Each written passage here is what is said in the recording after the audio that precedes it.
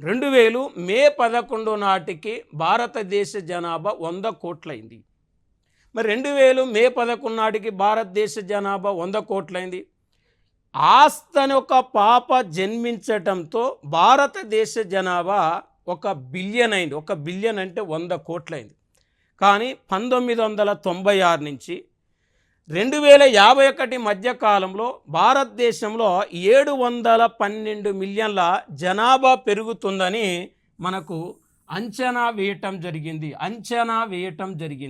అంటే 96 నుంచి 2051 మధ్య కాలంలో 712 మిలియన్ల జనాభా పెరుగుతుందని అంచనా వేయటం జరిగింది.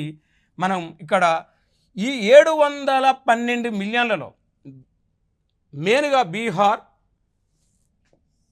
మధ్యప్రదేశ్, ఉత్తరప్రదేశ్, రాజస్థాన్, ఇక్కడ బీమార్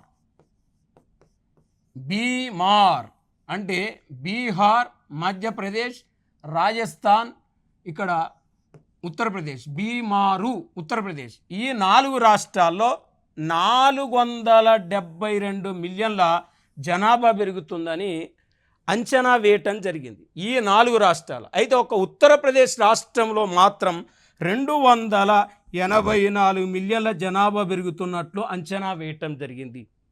అంటే భారతదేశం మొత్తం మీద 1996 నుంచి 2051 మధ్య కాలంలో 712 మిలియన్ల జనాభా పెరిగితే జస్ట్ బీమారు రాష్ట్రాల్లో 472 మిలియన్ల జనాభా పెరిగితే ఒక్క ఉత్తరప్రదేశ్ రాష్ట్రంలోనే 284 మిలియన్ల జనాభా పెరుగుతుందని అంచనా వేయటం జరిగింది. ప్రధానంగా మనం తీసుకుంటే